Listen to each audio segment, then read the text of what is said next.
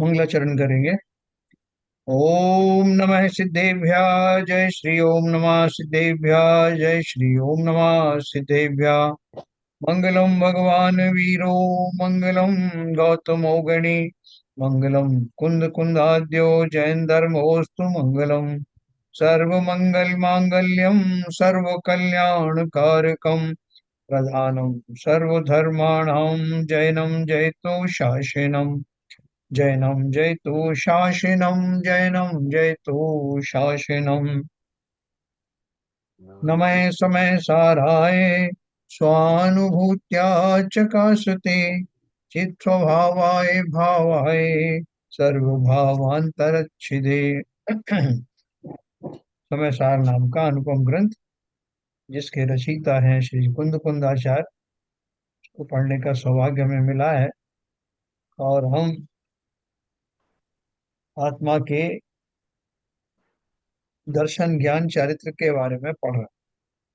हमें जान रहे हैं कि आत्मा इन तीन भावों रूप अलग अलग से कहा जाता है, लेकिन वास्तव में वो उसी के ही अंग हैं। वो तीनों अंग अलग अलग नहीं है ना। तो अपन इसी बात को आज अपन और विस्तार से पढ़ेंगे।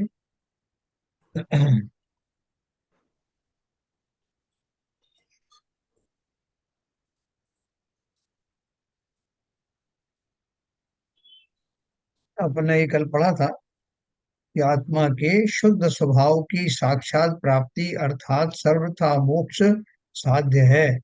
आत्मा मेचक है या अमेचक है ऐसा विचार ही मात्र करते रहने से साध्य सिद्ध नहीं होता, परंतु दर्शन अर्थात शुद्ध स्वभाव का अवलोकन, ज्ञान अर्थात शुद्ध स्वभाव का प्रत्यक्ष जानना और चारित्र अर्थात शुद्ध स्वभाव में स्थिरता से ही साध्य की सिद्धि होती है। यही मोक्ष मार्ग है, अन्य नहीं। अभी देखो अपन को एक प्रश्न आ सकता है इसमें कि ऐसा दिया है कि दर्शन अर्थात शुद्ध स्वभाव का अवलोकन, है ना। ये कल अपन ने बात करी थी कि अवलोकन का अर्थ क्या है, उसमें श्रद्धावंत होना। लेकिन श्रद्धावंत होने के लिए प्रारंभिक रूप से उसको जानना तो पड़ता है। तो वो जो जानना है, जैसे हम सम्यक दर्शन की जब प्राप्ति होती है, लोग बोलते हैं सम्यक ज्ञान पहले हुआ कि सम्यक दर्शन पहले हुआ, है? तो वास्तव में क्या है कि ज्ञान का व्यापार तो निरंतर चल रहा है, वो कभी बंद होता नहीं। लेकिन वो ज्ञान जो है वो सच्ची वस्तु को जब तक पकड़ नहीं पाता तब तक उसको सम्यक ज्ञान नहीं कहते। जिस समय उसने पकड़ करके सच्ची वस्तु की आत्मा जैसी है वैसी श्रद्धा में आया कि यस यही आत्मा है, वो ज्ञान के व्यापार से ही पकड़ में आया। बहुत सारी चीजें पकड़ में आ रही थी, पहले तो आत्मा का दूसरी तरह से रूप पकड़ में आ रहा था, दूसरी तरह से स्वरूप समझ में आ रहा था। तब वो ज्ञान जो है सार्थक नहीं था। लेकिन जब ज्ञान ने वो सही बात पकड़ी कि आत्मा का स्वरूप ये है और मैं आत्मा हूँ, उसी क्षण वो जो ज्ञान था उसको सम्यक कहा गया। तो अब आप कहेंगे कि ज्ञान पूर्वक श्रद्धानुगा है, तो ज्ञान पहले कहो। युगपत क्यों कहते हैं, वो दोनों एक साथ हुए? क्योंकि वास्तव में श्रद्धान सही होने के बाद ही फिर ज्ञान की तरफ आए कि हाँ ये ज्ञान सही था जिसने कि सही श्रद्धान में स्थापित किया। इसलिए श्रद्धा पहले कही जाती है और ज्ञान को सम्यक बाद में कहा जाता है। एक कारण तो ये है। दूसरा कारण और है कि जिस समय श्रद्धा पक्की हो जाती है उस समय देखो इसमें आगे लिखा है ना, शुद्ध स्वभाव का अवलोकन, ज्ञान अर्थात स्वभाव का प्रत्यक्ष जानना, है ना। एक बार जो है आपको श्रद्धान हो गया, श्रद्धान होने के बाद अब आपका जो है वो ज्ञान था वो भी सम्यक हो गया है। लेकिन उस सम्यक ज्ञान का भली प्रकार अब उपयोग कैसे होगा कि वो शुद्ध स्वभाव जिसमें में स्थिरता हुई है। किसी ने आपको खाली ये कह दिया कि ये आपका मित्र है और मैंने कुछ लक्षणों से जान करके विश्वास कर लिया कि ये मेरा मित्र है, ये श्रद्धा में आ गया। लेकिन अभी और भी बहुत सारी ऐसी घटनाएं घटेंगी जिससे मेरा वो ज्ञान उस श्रद्धान में फिर से स्थापित करेगा कि मैंने जो माना था वो सही था। इस तरह से श्रद्धान के आगे और श्रद्धान के पीछे दोनों साइड में ज्ञान रहता है। तो यहाँ जो तीन वेद दिए ना, दर्शन अर्थात शुद्ध स्वभाव का अवलोकन यानी शुद्ध स्वभाव का दर्शन करना, देखना, जानना और श्रद्धान करना। फिर ज्ञान अर्थात शुद्ध स्वभाव का प्रत्यक्ष जानना। मैं एक बार श्रद्धा हो गई तो मैं उसको भली प्रकार जानूंगा। जब मेरा दोस्त बन गया है, मित्र बन गया है, तो मित्र के बारे में सारी बातें अब आराम से होंगी ना। पहले तो अनजान था वो व्यक्ति मुझसे, अब मेरा मित्र बन गया है तो मैं भी खुल के बात करूंगा, वो भी खुल के बात करेगा। और हमारी एक दूसरे की प्रगाढ़ता के कारण से एक दूसरे के भेद भी पता लगे। तो इसलिए अब श्रद्धा हो गई सच्ची, तो शुद्ध स्वभाव को अब प्रत्यक्ष जानना संभव हुआ। अब एक बार प्रत्यक्ष जान लिया, तो अब क्या करना है? अब मुझे उसमें ही स्थापित होना। मैं बोलूंगा मुझे तो सब, अब इस उम्र में मैंने सोचा था कि मेरे एक या दो मित्र हों, और वो मित्र मुझे मिल गए हैं। मैंने सब तरह से परीक्षा कर ली है, वो सच्चे मित्र हैं। अब मुझे किसी और से दोस्ती करने की अभिलाषा में नहीं पड़ना चाहिए।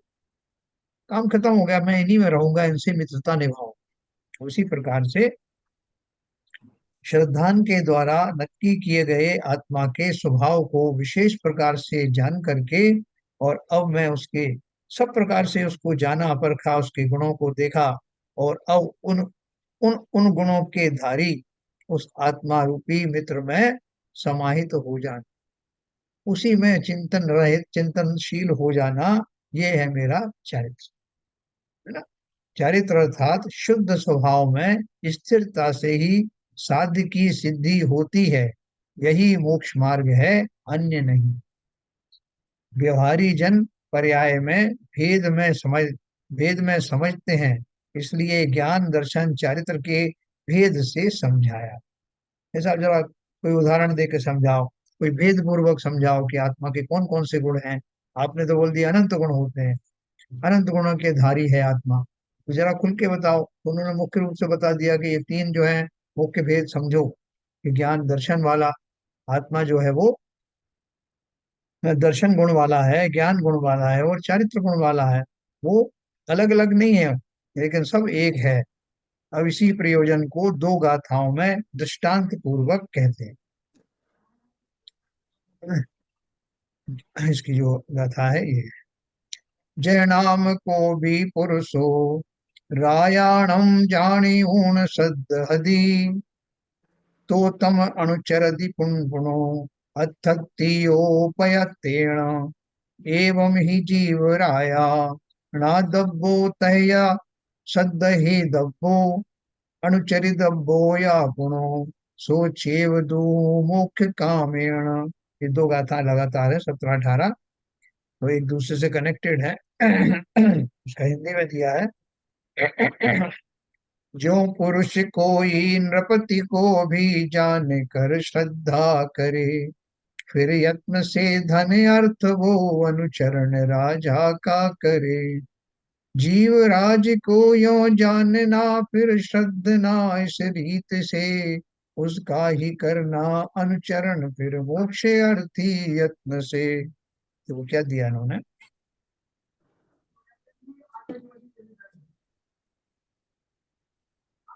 जैसे जैसे कोई धन का अर्थी पुरुष, किसी को धन चाहिए, राजा को जानकर श्रद्धा करता,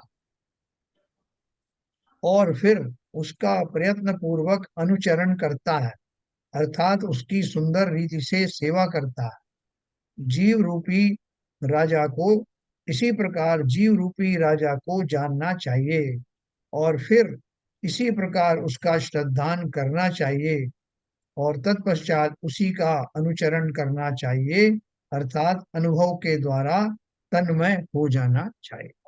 हाँ, क्या बताया? निश्चय से जैसे कोई धन का अर्थी, जिसे धन चाहिए, पुरुष बहुत उद्यम से पहले तो राजा को जाने कि यह राजा है। अभी उसे धन की इच्छा हुई तो उसको मालूम है कि धन के का संग्रह या तो किसी सेठ के पास होता है या राजा के पास होता है। और राजा तो सब तरह से प्रसन्न हो जाए तो सेठ तो बिना मतलब के कुछ देगा नहीं, लेकिन राजा तो अगर किसी कारण से प्रसन्न हो जाए तो बहुत धन की प्राप्ति होगी। तो किसी व्यक्ति ने पहले पता किया कि इस राज्य का राजा कौन है। अरे उसका नाम वगैरह जाना, कहाँ रहता है, ये सब जाना। जानने के बाद उसको विश्वास हो गया कि ये राजा है, इसका नाम ये है, ये यहाँ रहता है, वो उसके विश्वास में उतर आए। उतरने के बाद में अब उसको, उसका मंतव्य क्या था कि उसकी सेवा करूं जिससे मुझे धन की प्राप्ति हो।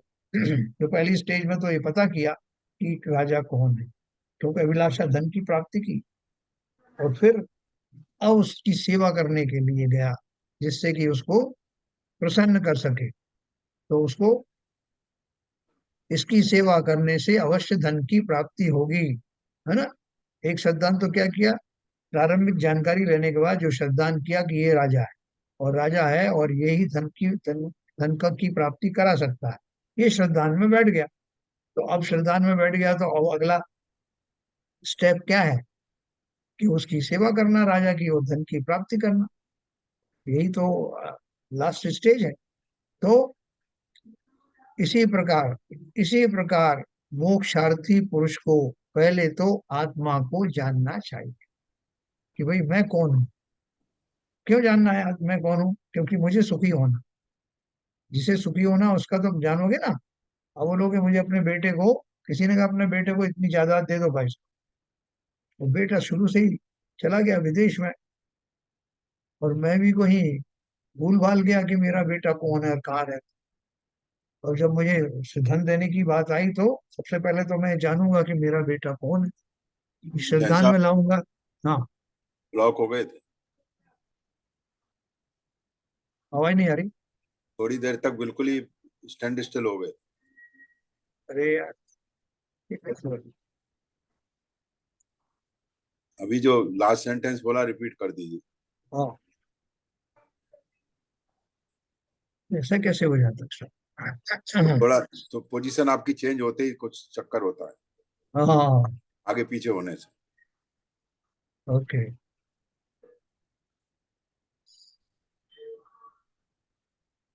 तो मैं बात कर रहा था कि जैसे हमें आत्मा के बारे में श्रद्धान करना कि यही आत्मा है। क्यों करना? क्योंकि मुझे किसी ने बताया कि तुम आत्मा हो, तो तुम्हें सुखी होना है, अर्थात आत्मा को सुखी होना है। तो मैंने आत्मा को जानना शुरू किया, अच्छा ये आत्मा मैं हूँ, शरीर नहीं हूँ। तो मैंने अपना अपने तरीकों से आत्मा के बारे में जाना, और फिर ये विश्वास किया कि ये जो आत्मा जिसे मैंने जाना है, ये मैं ही हूँ, और सुखी मुझे ही होना है। तो यहाँ से लगा करके सुखी मेरा हो, मुझे होना है, ये आत्मा है।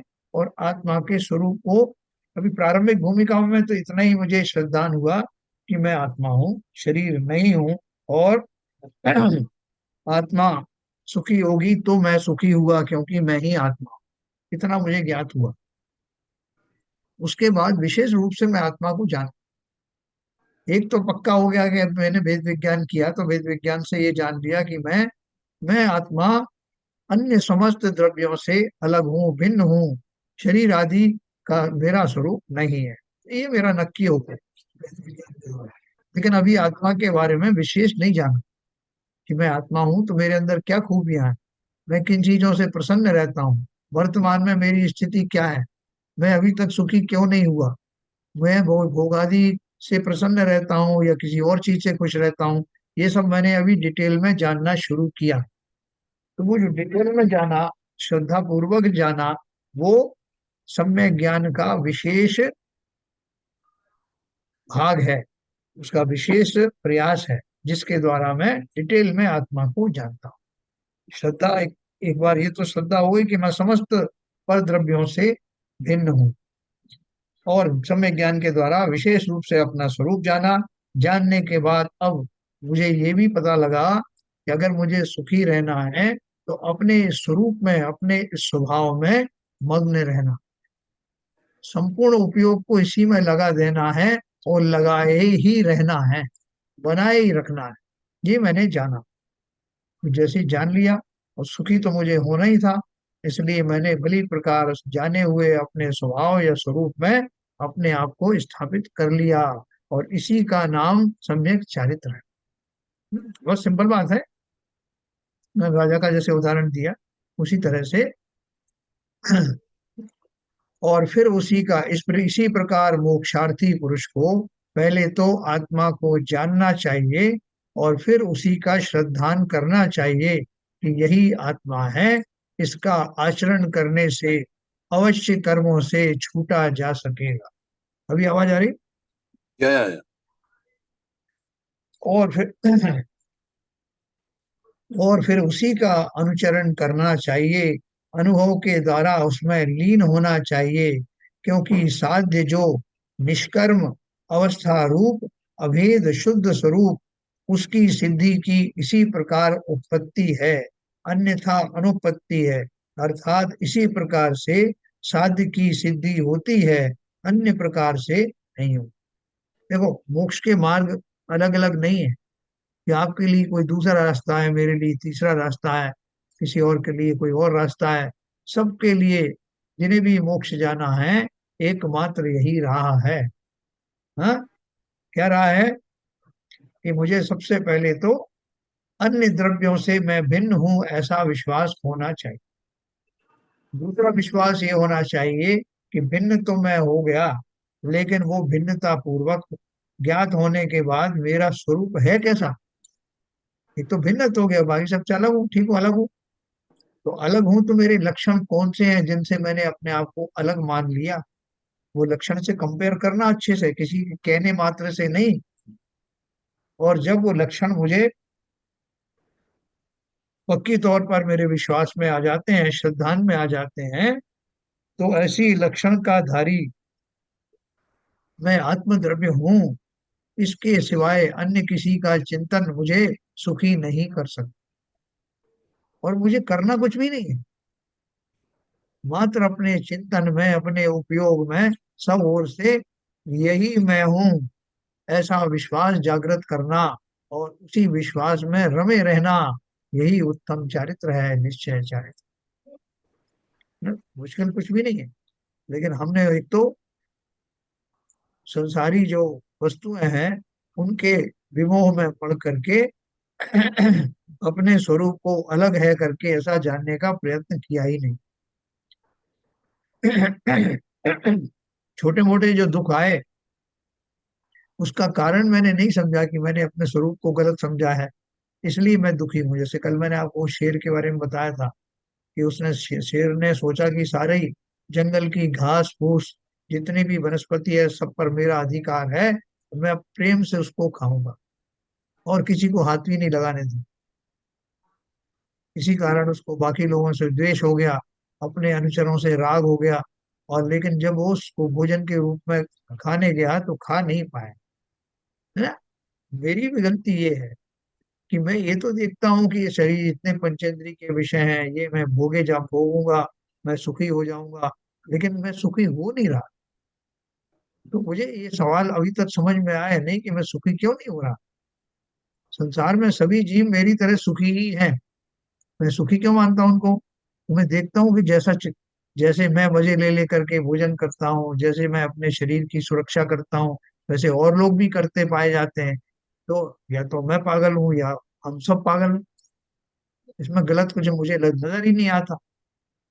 लेकिन जब मैं देखता हूँ कि सैकड़ों वर्षों तक सेवा करने के बावजूद भी शरीर के माध्यम से मैं सुखी आज तक हुआ नहीं, अंदर में आकुलताएं बनी रही, क्या कारण जान नहीं पाया है। ये पूजन में है ना, आकुलता फिर भी बनी रही, कारण जान नहीं पाया।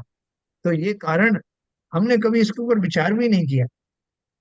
बीमारी के बारे में हम बहुत विचार करते हैं कि साहब ये मेरे को ये प्रॉब्लम हो रही है, मैंने ये दवा भी खा के देख ली, वो दवा भी खा के देख ली, इससे कुछ हुआ नहीं। और ये खाया तो ये साइड इफेक्ट हो गया, वो खाया तो ये हो गया। बहुत अच्छी होशियारी से हम अपने शरीर की जानकारी रखते हैं और उसमें नया नया इजाफा करते हैं। कहीं यहाँ से वीडियो देखेंगे, कहीं वहां से देखेंगे, कहीं किसी से पूछेंगे कि साहब ऐसी बीमारी हुई, कोई अच्छा सा डॉक्टर बताओ। कितना हम ध्यान रखते हैं शरीर का, लेकिन ठीक भी हो जाते हैं, लेकिन फिर कुछ और हो जाता है। इन सब के ऊपर मेरा ध्यान गया नहीं कि ये हो क्यों रहा है। जब से मैं जन्मा हूं तब से कुछ ना कुछ तकलीफ होती रहती। हम उससे वो उपचाते नहीं है कि मैं कब तक ये उपचार करूं शरीर का।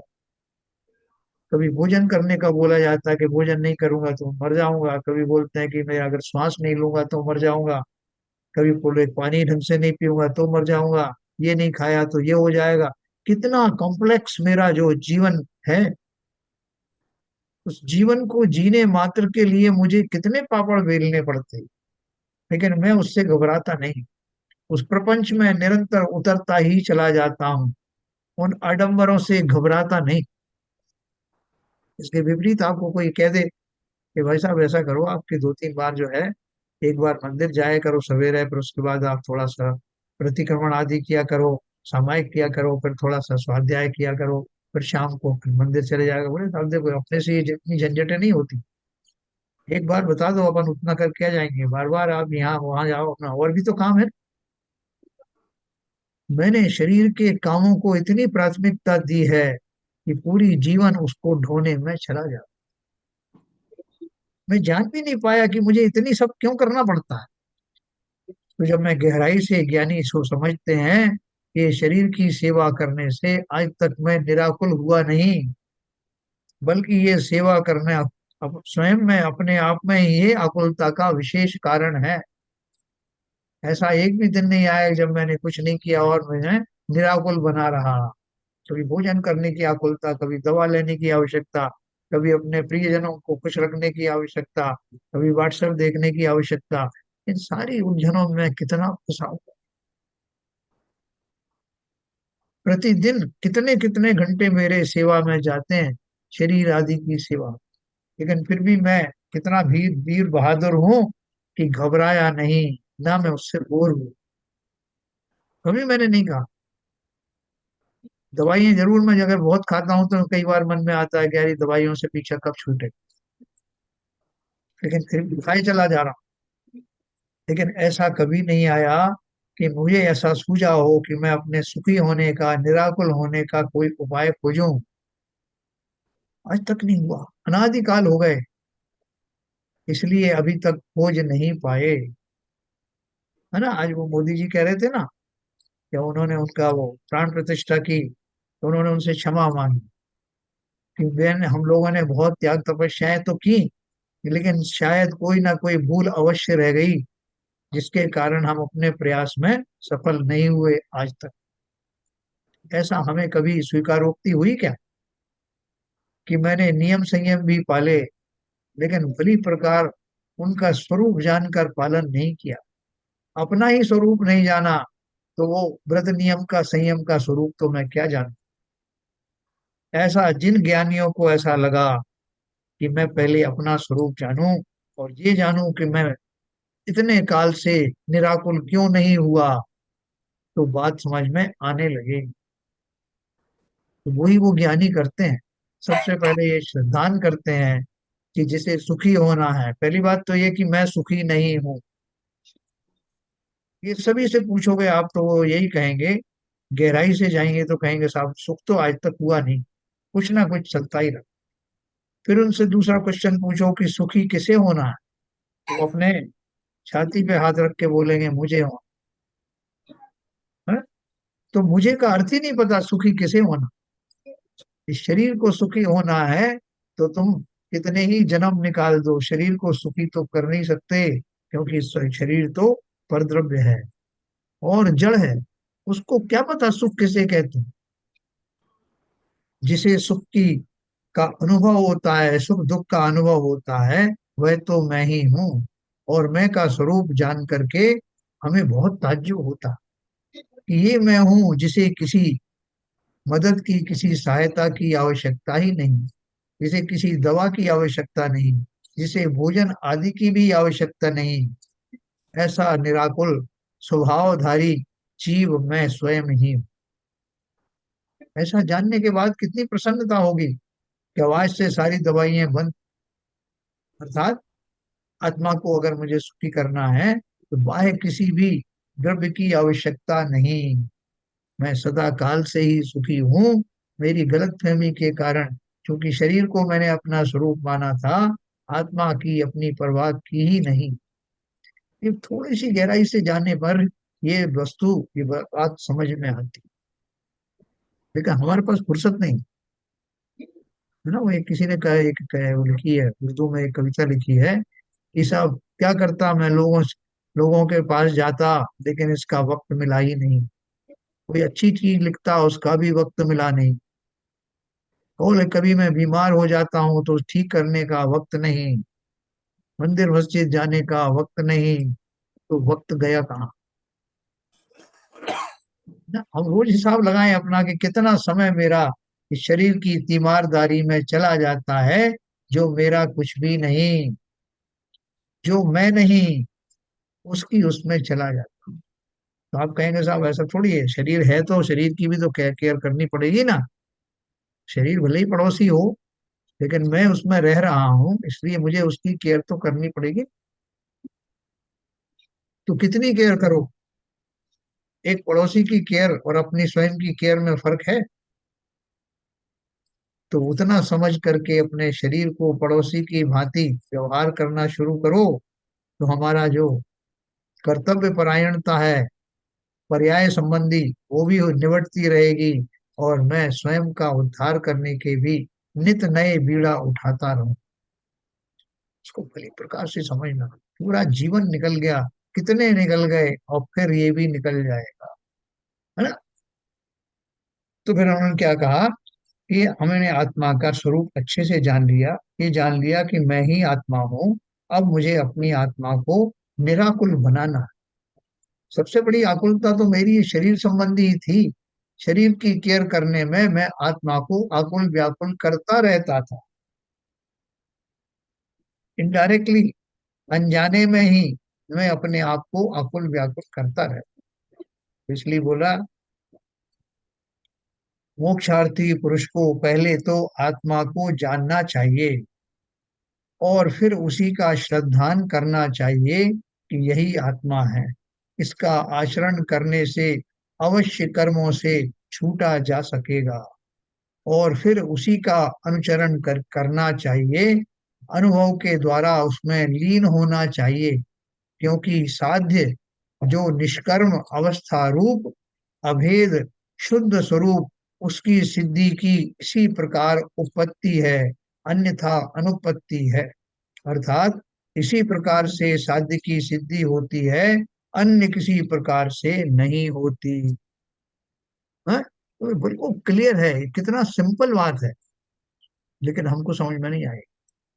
इसी बात को विशेष समझाते हैं, जब आत्मा को अनुभव में आने वाले अनेक पर्याय रूप भेद भावों के साथ मिश्रितता होने पर भी सर्व प्रकार से भेद ज्ञान में प्रवीणता से जो यह अनुभूति है, सो सो ही मैं हूँ, ऐसे आत्मज्ञान से प्राप्त होता हुआ इस आत्मा को जैसा जाना है, वैसा ही इस प्रकार की प्रतीति जिसका लक्षण है, ऐसा श्रद्धान उदित होता है।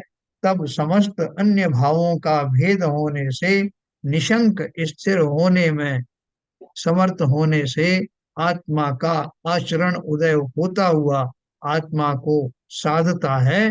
कैसे साध्य आत्मा की सिद्धि की इसी प्रकार से उत्पत्ति है? क्या बताया देखो यहाँ पर, कि ये कितनी सारी पर्यायों में जीव जाता है। मैं उन सब पर्यायों के बारे में जानता हूँ कि साहब मुझे सब पता है कि हम नरक में गए साहब, हम त्रियंश गति में गए, हम मनुष्य बने, हम देव बने, हम 84 लाख में घूमे, ये सब मुझे पता है। बोले कैसे पता आपको? बोले "अरे, पढ़ते रहते हैं ना साहब हम, और भी बहुत सारे लोग आप जैसे बताते रहते हो। तो कई बार आप देखो कि हमें कोई तकलीफ होती है, या किसी कोई ने हमारा अच्छा काम किया, तो हम कहते हैं साहब मैं, ये व्यक्ति वास्तव में मेरा शुभ चिंतक है, ऐसा मेरी आत्मा की आवाज आ रही। या कोई किसी ने बहुत आपको अच्छा काम करके दिया, तो आप बोलते साहब तुम्हारे काम से आज मेरी आत्मा प्रसन्न हो गई। ये अनजाने में ही अपन क्यों आत्मा को बीच में लाते। इतना ही कह देते कि भाई मैं आज प्रसन्न हुआ, मैं तुमको मन से आशीर्वाद देता हूँ, आत्मा से आवाज देता हूँ, आज मैंने आत्मा की आवाज सुनो। ये सब क्या है, जबकि हम आत्मा के बारे में एबीसीडी नहीं जानते, लेकिन अनजाने में ही ये शब्द हमारे मुंह से निकलते हैं। और ऐसा कहते हुए मैं बड़ा प्रसन्न होता हूँ, कह रहा हूँ उस प्रक्रिया में कि मेरी आत्मा आज प्रसन्न हो। इसका अर्थ ये है कि मैंने कुछ अनुभूति की, आत्मा के स्तर पर होने वाली अनुभूति अनजाने में ही मेरी जवान पर आ गई। वास्तव में समस्त अनुभूतियां मेरी ही तो है। भोजन का स्वाद लेने वाली उस जिह्वा इंद्री के पीछे रहने वाले मेरे आत्मा के प्रदेशों ने ही तो जाना कि कौन से रस के परमाणु उस जिह्वा इंद्री के ऊपर से गुजरे, कौन से फूल की गंध इस नासिका के पीछे छिपे हुए, पीछे बैठे हुए आत्म प्रदेशों ने जाने, कौन से द्रव्य को आंखों के पीछे बैठे हुए आत्म प्रदेशों ने जाना। मुझे ये सब चीजें पता नहीं। तो जिस क्षण मुझे ये सब पता लगता है कि ये सारी शारीरिक अनुभूतियां आत्मा की ही हैं, शरीर के माध्यम से प्रकट हो रही हैं, जानी जा रही हैं, वो उपकरण का काम कर रहे हैं, निमित्त का काम कर रहे हैं, और मैंने अनजाने में निमित्त को ही कर्ता बना दिया। मात्र इतनी भूल है। तो बोल रहे हैं कि जब मुझे ये ज्ञात हो जाता है कि जो ये अनुभूति है सो ही मैं हूँ, तब वो बाहर के सारे आलम्बन छूटने लगते हैं। तो वो किसी किसी को आज भी वो ले जाते हैं, साहब हम वहाँ इगतपुरी गए या फला जगह गए, तो वहां उन्होंने साहब उस कैंप में ध्यान करवाने के लिए हमको बोला कि आपको 3 दिन तक रहना है, और सारे आपको गैजेट्स बाहर रखना है, नो मोबाइल्स, नो वॉच, सब बाहर रख के जाइए, जूते चप्पल सब बाहर खोल के जाइए। 3 दिन तक साहब उन्होंने भोजन का एक दाना नहीं दी, बस कुछ जो है लिक्विड विकेट पिलाते रहे। बोले फिर तो आपको बहुत बुरा लगा होगा। नहीं साहब, बुरा नहीं लगा। फिर आपको व्हाट्सएप देखने नहीं दिया। हाँ, नहीं दिया साहब। फिर भी हमको तो अच्छा लगा, बल्कि हमको लगता है कि हम कहाँ फंसे हुए थे। 3 दिन में हमको आनंद आ गया, साहब आत्मा प्रसन्न हो गई। फिर कौन सी आत्मा प्रसन्न हो गई, पहले कहाँ थी वो आत्मा? जिन पंचेंद्रिय के विषयों में तुम मुग्ध हो रहे थे हम सब, वो सब उन्होंने हटा दिए वहां से, उनसे वर्जित कर दिया, और फिर भी मैं कह रहा हूँ कि मुझे बड़ा आनंद आया। इसका अर्थ ये हुआ कि मैं का स्वरूप ही कुछ और था, और जिन भोगादि के पीछे मैं पागल था, वो वास्तव में मुझे प्रसन्न करने में कामयाब नहीं थे, मेरा भ्रम था। हाँ। तो बोल रहे हैं जो ये अनुभूति है सो ही मैं हूँ, ऐसे आत्मज्ञान से प्राप्त होता हुआ इस आत्मा को जैसा जाना है वैसा ही है, इस प्रकार की प्रतीति जिसका लक्षण है, ऐसा श्रद्धान, सम्यक श्रद्धान होगा ना। तो जो मैंने पढ़ा, शास्त्रों के द्वारा जाना, देशना के द्वारा समझा, और इतने इतने उदाहरणों के द्वारा स्वयं विवेक से जाना कि वास्तव में मैं शरीर नहीं।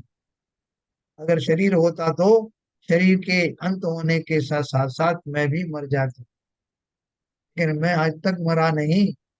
न केवल इस पर्याय में अमर रहा, बल्कि समस्त पर्यायों में भी अमर ही रहे। ऐसा जिसने जान लिया, ऐसा श्रद्धान उदित होता है, तब समस्त अन्य भावों का भेद होने से निशंक स्थिर होने में अब मैं जान गया, तो अब मैं उसमें, आप बोलो 1 घंटे का ध्यान करना है कि 2 घंटे का करना है, मैं उठूंगा ही नहीं। ऐसी स्थिति आगे के ऊपर के गुण स्थानों में तो आ जाती है। प्रारंभिक भूमिकाओं में मैं सामायिक आदि करता हूँ, 5 मिनट का सामायिक शुरू करके 1 आध घंटे 2 घंटे का करूं, और तब देखूं, स्वयं ही एक्सपेरिमेंट करके देखूं कि मैं कौन हूँ। स्वयं से स्वयं की बात करा देना, यही बहुत बड़ी उपलब्धि है पर्याय की। तो बोले एक बार मैं इस सबको समझ गया, उसके बाद फिर मैं जब अपने स्वरूप को जान गया कि मैं कभी मरता नहीं, मैं किसी पर द्रव्य के आलम्बन से जीवित नहीं हूँ, तो फिर क्या है, मैं निशंक हो जाऊं, मैं निकांक्षित हो जाऊंगा। और इस दशा का नाम ही तो सम्यक दर्शन है। तब समस्त अन्य भावों का भेद होने से, निशंक स्थिर होने में समर्थ होने से, आत्मा का आचरण उदय होता हुआ आत्मा को साधता है। कैसे साध्य आत्मा की सिद्धि की इसी प्रकार से उत्पत्ति है ना। उन्होंने तीन तीन तरीके बता दी। सबसे पहले तो ये जानो सुखी किसे हो। नंबर 2, सुख का स्वरूप क्या है। मैं सुखी हो गया, इसका अर्थ क्या है? मुझे सुख का अर्थ सिंपल है, दुख का ना होना ही सुख है। और दुख किसे कहते हैं? आकुलता ही दुख की कारण है।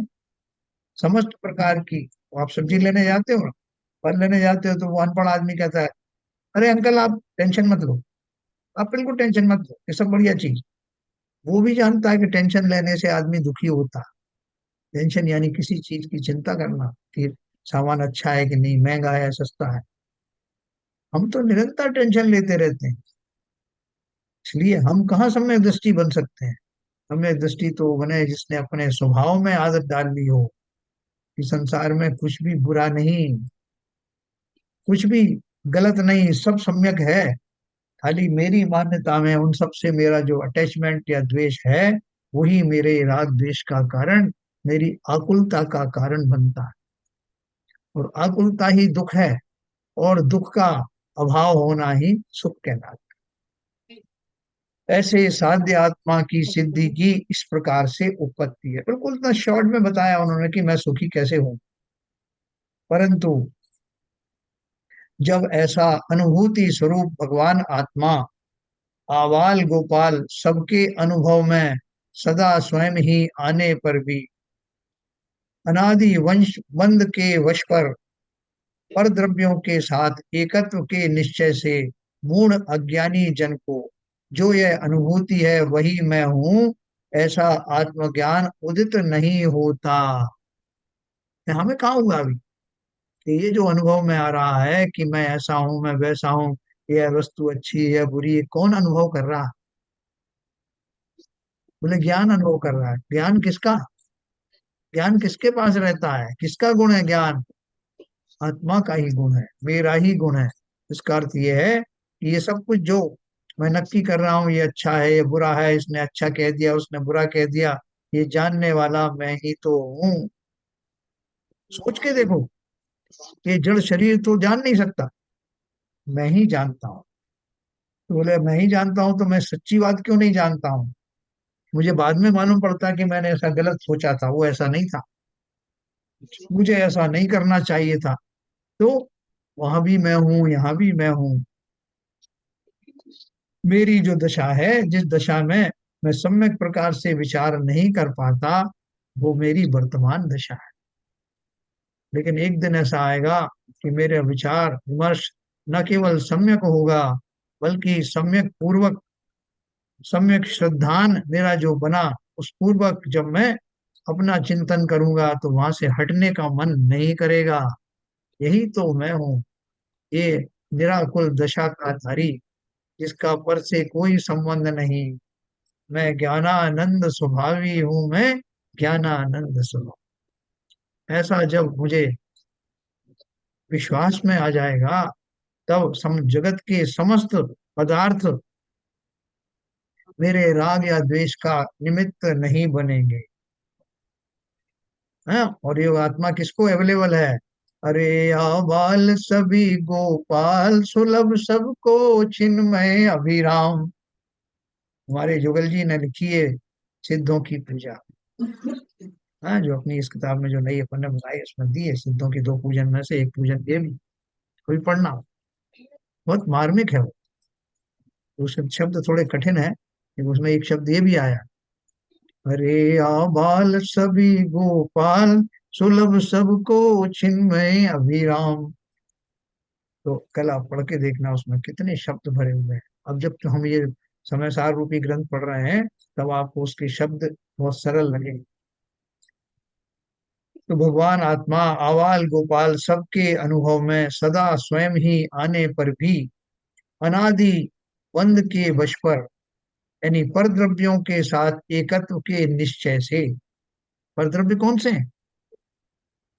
परद्रव्य यही है मुख्य रूप से पुद्गल। पुद्गल में भी पुद्गल स्कंद, कौन सा स्कंद? शरीर रूपी स्कंद। वहां से मेरी शुरुआत होती है अपने स्वरूप को अपना स्वरूप ना मानने की, और जो शरीर मिला है उसी को अपना मानने की, शरीर से जुड़े हुए समस्त रिश्तेदारों को अपना मानने की, शरीर को प्रसन्न करने वाले मेरे हिसाब से जो भोग आदि सामग्री हैं उनको अपना मानने की। यहाँ से सब गड़बड़ शुरू होती है। तो बोले पर द्रव्यों के साथ एकत्व के निश्चय से, मूढ़ अज्ञानी जन को जो यह अनुभूति है कि वही मैं हूँ, ऐसा आत्मज्ञान उदित नहीं होता। और उसके अभाव से अज्ञात का श्रद्धान गधे के सींग के श्रद्धान के समान है। श्रद्धान भी उदित नहीं होता। मैं जान ही नहीं पाया कि किसका श्रद्धान करूं।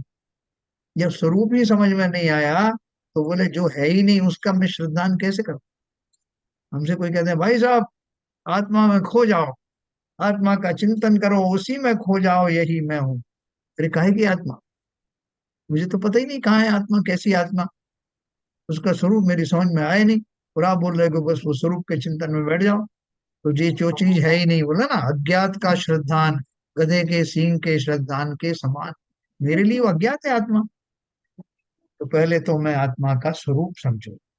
स्वरूप समझने के लिए जैसे मोदी जी ने प्राण प्रतिष्ठा के लिए अपने आप को निखारा व्रत संयम आदि के द्वारा, उसी प्रकार से मुझे भी अपने पंचेंद्री के विषयों पर अंकुश लगा करके अपने को प्योरीफाई करना पड़े।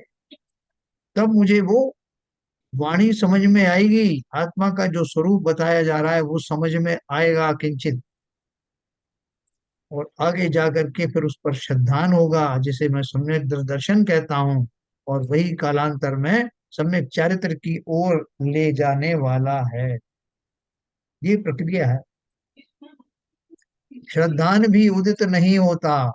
तब समस्त अन्य भावों के भेद से आत्मा में निशंक स्थिर होने की असमर्थता के कारण आत्मा का आचरण उदित न होने से आत्मा को साध नहीं सकता। जिसे पता ही नहीं कि आत्मा क्या है, जिसे पता ही नहीं कि मैं वर्तमान में मेरा स्वरूप क्या है, जो ये चाहता ही नहीं है कि वो आत्मा नाम की चीज को समझूं, वो कैसे उसका श्रद्धान करेगा, कैसे उसको प्राप्त करेगा, कैसे उसमें समझ आएगा।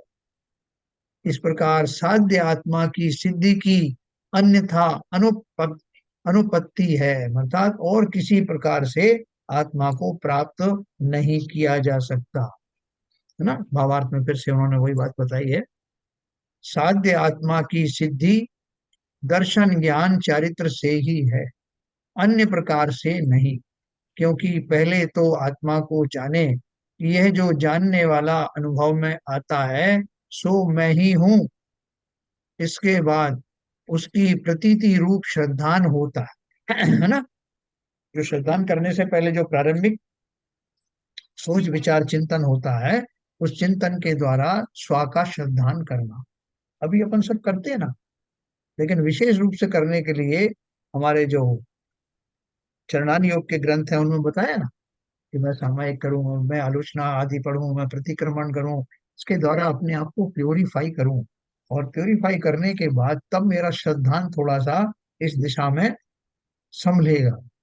और तब मुझे जो है वो किंचित आत्मा की जागृति होना प्रारंभ होगी। साध्य आत्मा की सिद्धि दर्शन ज्ञान चारित्र से ही है, अन्य प्रकार से नहीं। क्योंकि पहले तो आत्मा को जाने कि यह जो जानने वाला अनुभव में आता है सो मैं ही हूँ। इसके बाद उसकी प्रतीति रूप श्रद्धान होता, क्योंकि जाने बिना किसका श्रद्धान करेगा। तत्पश्चात समस्त अन्य भावों से भेद करके अपने में स्थिर हो, इस प्रकार सिद्धि होती है। किंतु यदि जाने ही नहीं तो श्रद्धान भी नहीं हो सकता, और ऐसी स्थिति में स्थिरता कहाँ करेगा। इसलिए यह निश्चय है कि अन्य प्रकार से सिद्धि नहीं होती है। अभी हमको देखो एकदम क्लियर कट मिल गया मामला। कोई बोले कि साहब भगवान को कैसे प्राप्त करना, तो भगवान अर्थात भगवान आत्मा, हमारे यहाँ तो बहुत क्लियर है ना। क्योंकि अगर बोलते हैं कि साहब वो एक बार अल्लाह के पास जाओ, एक बार विष्णु के पास जाओ, एक बार शंकर के पास जाओ, तो बहुत सारी सबकी अलग अलग विधियां हो जाती हैं, अलग अलग लोगों को मानना पड़ता। लेकिन ये कितना सिंपल है, उसमें तो बहुत विरोध होते हैं, नहीं साहब मैं इस धर्म को नहीं मानता। स्वयं को ही मानना है। सभी जितने भी जीव हैं सब आत्माधारी हैं, और सबको कहा गया है कि अपनी अपनी आत्मा को पूजो, कहीं और पूजने जाने की जरूरत नहीं है। उन्हें तो संप्रदाय कहते हैं। लेकिन अपनी अपनी आत्मा में विचरण करो, अपनी आत्मा को जानो, उसी में निहाल हो जाओ, उसी में स्थिर हो जाओ, फिर तो कोई संप्रदाय नहीं ना। और तुम सब भगवान आत्मा हो, ऐसा संदेश कौन देगा? है, देखो, इसलिए यह निश्चय है कि अन्य किसी प्रकार से सिद्धि नहीं होगी। स्वयं को जानो, स्वयं को जानने को, प्रारंभिक ज्ञान के उपयोग को उस ओर लगाओ। ये क्वेश्चन करो कि मैं आज तक क्यों दुखी हूँ, मैं क्यों आकुल व्याकुल बना हुआ हूँ, क्या शरीर में हूँ, क्या मेरी खुराक, जो शरीर की जो खुराक है वही मेरी खुराक है, और शरीर के छूटने के बाद भी मैं रहता हूँ तो कैसे रहता हूँ, इसके क्या प्रमाण है? ये सब बातें जान करके, इतनी बढ़िया शास्त्र आजकल बने हुए हैं, हर एक वस्तु का, हर एक बात का जवाब है। तो पहले तो ये जान लो कि ये जो विधि बताई है, दर्शन ज्ञान चारित्र, चरित्र, यानी तीन तीन रत्नों के समूह के द्वारा, यानी ये तीन प्रकार की स्टेप्स के बिना जीव को कभी सुगति नहीं प्राप्त होती। अब इसी अर्थ का कलश रूप काव्य कहेंगे। इसका एक काव्य है, ये काव्य है।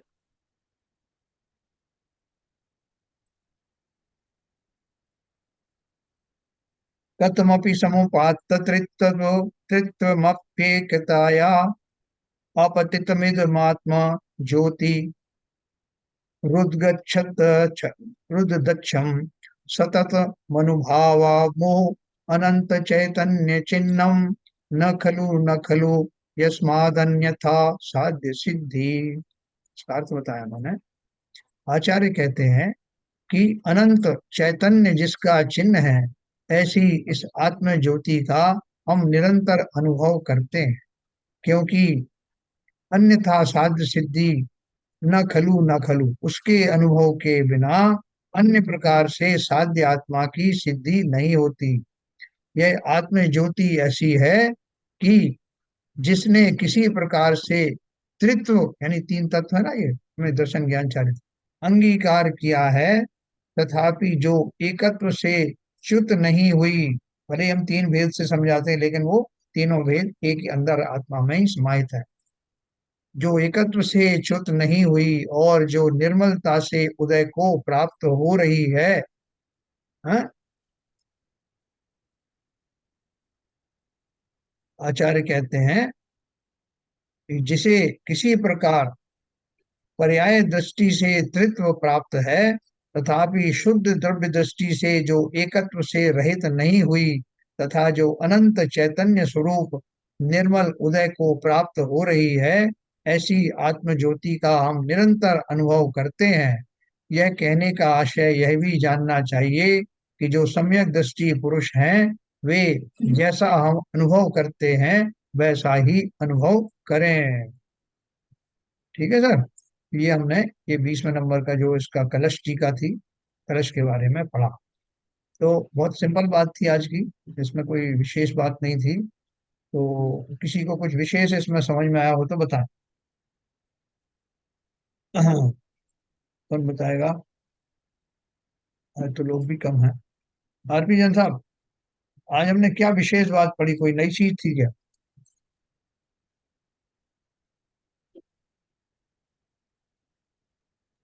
बात तो वही पुरानी है सर, हाँ। एक नए रूप में पेश की गई है। और मुख्य रूप से ये जानना और श्रद्धान करना ही है। एक चारित्र तो बहुत आगे की प्रोसेस है, हाँ। लेकिन भूल यहीं पे हो जाती है। श्रद्धान डगमगा जाता है एक्चुअली। थोड़ा बहुत कभी कभी ऐसे अकेले बैठे सोचो, आभास होता है, लेकिन फिर भी श्रद्धान दृढ़ नहीं हो पाता। नहीं, अभी अपन ने क्या है कि अपन बार बार ये बात सुनते हैं तो कई बार अपन बोर भी हो जाते हैं कि वही बात करना, कल गई थी वही आज गई है, सारे वही लोग यही तो कहते हैं। वही इस ग्रंथ में, वही उस ग्रंथ में। नहीं, बात वही है। हाँ। और जो बार बार ठोका जा रहा है, इसीलिए ठोका जा रहा है कहीं पे श्रद्धान पक्का हो जाए। हाँ, सही कहा। कब कौन सा जो सेंटेंस है, कौन सा पॉइंट पे आकर के हमको वो क्लिक हो जाए। जैसे आप जो अभी वो आप उसकी बात कर रहे थे ना, वो जब भरली का वो है ना एक देवसा वो सिद्ध पूजा, जब की है वो। दृष्टि पट्टी पर तुम प्रभु जी तुम पर मुझको स्वभाव का भान हुआ। हाँ हाँ, जब तो दृष्टि पड़ी तुम पर प्रभु मुझको स्वभाव का ज्ञान हुआ, सुख नहीं विषय भोगों में है। हाँ मुझको तुमको लख यह सद्ज्ञान हुआ। हाँ, सो इस तरह सही से है। आता है। तो किसी किसी किसी को बस मूर्ति देख के ही अपना सद्ज्ञान हो जाता है, लेकिन हमें वो भी नहीं हुआ है। बोलो भाई इस सीबीएन साहब, ये अगर कोई इसमें कोई नई चीज नहीं है, अनम्यूट करिए। नई चीज नहीं है तो क्यों बार बार सुना जाए। नहीं, नई चीज तो आप कह रहे हैं, उसी बात को दूसरी तरह से कहा गया है। इसमें इस चीज पे स्ट्रेस किया गया है कि पहले उसको आप श्रद्धान करिए, श्रद्धान करके उसको जानिए कि आत्मा है क्या, मैं क्या हूँ, और फिर उसमें स्थापित होइए। तो इसको दूसरी तरह से, मतलब वही बात पिछले गाथाओं में कही गई थी, इसको दूसरी तरह से कहा गया है। बात वही है, धीरे धीरे सनई सनई उसको वो आचार्य जी किस तरफ ले जा रहे हैं ये तो आगे मालूम पड़ेगा। मगर वो वही है ना, जो सुनार होता है ना, अपनी हथौड़ी को टुक टुक टुक टुक टुक करके पूरा शेप देता है आभूषण को। तो गाथाओं का जो विवेचना हो रही है, उसका प्रयास यही यही समझ में आ रहा है। अब विपुल जी, आपको नहीं लगता कि रोज रोज वही बात हो रही है, इससे हमारा कोई भला होने वाला नहीं? ये तो हम पहले भी कई बार सुन चुके हैं। सब ग्रंथों में ऐसे ही दिया है, क्यों टाइम खराब करना। नहीं सर, वो जिस तरह से पत्थर पे पानी की बूंद एक एक ड्रॉप गिर के उसमें गड्ढा कर देती है, इसी तरह से बार बार सुन के ही कहीं ना कहीं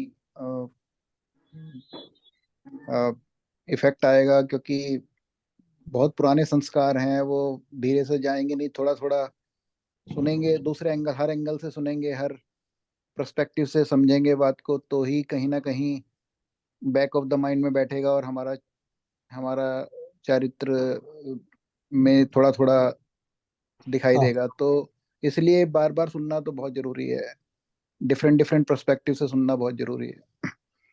ये कहावत है ना सर, करत करत अभ्यास के जड़ मत होत सुजान। जो बात है वो सबकॉन्शियस माइंड में धीरे धीरे बार बार जाएगी तो कहीं कहीं ना कहीं तो बैठेगी ना। बिल्कुल सही है। अब जब आपने जो कहा कि रोज रोज वही बात करते हैं, बोर होने वाली बात होगी तो सुनेंगे ही नहीं ना। हम्म। कुछ न कुछ तो लगन लगी है सुनने की। प्रिसाइजली नहीं यही सर, मैं ये कह बात रहा तो हूँ। सही है सर, ये बात तो आप सही है इतने कि सालों से लगता सुन तो है रहे हैं। कभी कभी कि एक ही बात है और बार बार एक ही बात हो रही है, रिपीट। हाँ लेकिन लेकिन लेकिन अच्छी बात ये है कि कहीं ना कहीं ये तो हमें पक्का हो गया कि ये बात ही सही है। और जब हमें ये पक्का हो गया कि ये बात ही सही है, तो उसको बार बार सुनने में भी अच्छा लगता है, इसलिए हम ज्वाइन करते हैं। हाँ, प्रिसाइजली। ये बिल्कुल सही कहा आपने कि जो रुचिवान हो जाते हैं, एक बार जिन्हें रुचि लग जाती है, वो उसी बात को बार बार जो है, हमें कोई डिश पसंद आती है तो हम बार बार क्यों खाते हैं उसको। साहब ने कल भी खाई थी, परसों भी खाई थी, अब मुझे तो रोज भी खिला दो तो अच्छी लगेगी, क्योंकि हमारी रुचि उस तरफ बनी हुई है ना। हम उससे बोर नहीं होते। लेकिन बाकी अगर रुचिवान नहीं है, तो एक दिन भी अगर आप उसको रिपीट करोगे तो मजा नहीं आएगा। अरे जब समय मालूम नहीं पड़ता कब निकल गया, हाँ, अगर रुचिवान नहीं होगे तो वो बहुत भारी लगेगा कि कहाँ बैठे हुए बिल्कुल। हैं। तो रुचिवान है तभी तो क्या कहते हैं वो, समय नहीं मालूम पड़ता कब निकल गया, तो पूरी विवेचना हो जाती है। ब्रेक का झटका तभी लगता है जब आप अपनी वाणी को विराम देते हैं। हाँ एक्चुअल में एक्चुअल में भाई साहब, जी। इसको जब जिसको आप जब ये समझो कि हमारी अपनी बात कही जा रही है, हाँ तो रुचि आएगी इसमें। और जब ये समझोगे कि दूसरे की बात कर रहे हैं, हमसे मतलब नहीं है, और ये रोजाना उसी की जाने किस आत्मा की बात करते रहते हैं, तो तो तो आपको जरूर हंड्रेड जो तो जरूर आपको बोर रहते होगी। हर समय बात ही आत्मा ही करते रहते हैं। आप ये ना सोच करके हम दूसरे की बात नहीं कर रहे, अपनी बात कर रहे हैं। हमें कहाँ पहुंचना है, हमें कहाँ पहुंचना है, हमको हमारा क्या उद्देश्य है, हमारा गोल क्या है। हम अपनी ही बात करेंगे तो हमें इंटरेस्ट आएगा।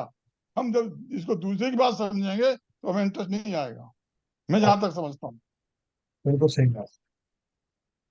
तो वैसे अपन तो क्या करते हैं कि उसी बात को थोड़ा सा अलग अलग स्टाइल में, जैसा अलग अलग आचार्यों ने कहा है, तो अपन अपनी तरफ से भी थोड़े संस्मरण उसमें जोड़ करके कहते हैं, जिससे कि वो हमारी वो रुचि बनी रहे।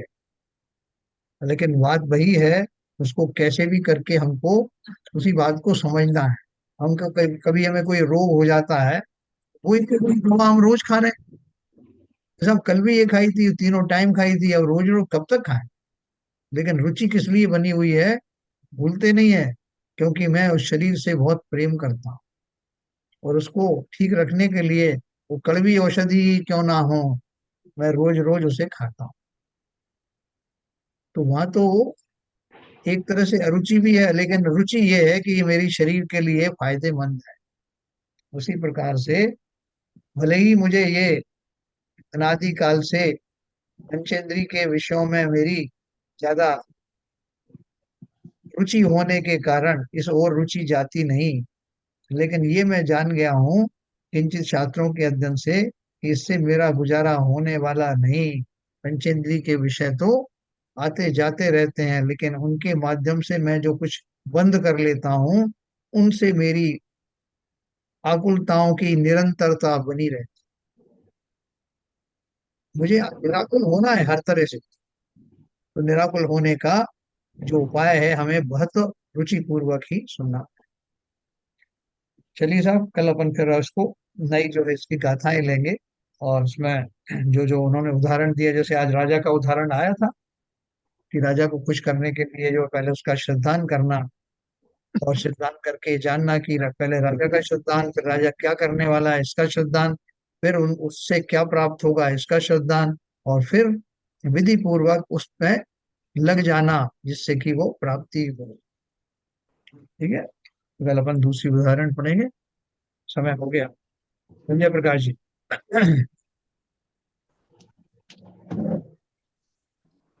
सिरिजिणे वाणी जग कल्याणी, जग जन मद तम मोह हरि, जन मन हारी गण हरे हारी, जम जरा भव रोगे हरि, तिथैराणम दिव्य जुड़िल जो, पढ़ै सुड़ै मैये धारै, प्राणम सुखे मणंतम हरिये, सासद मोखे पदम पावै, सासद मोखे पदम पावै। जिनवाणी माता की जय। जय।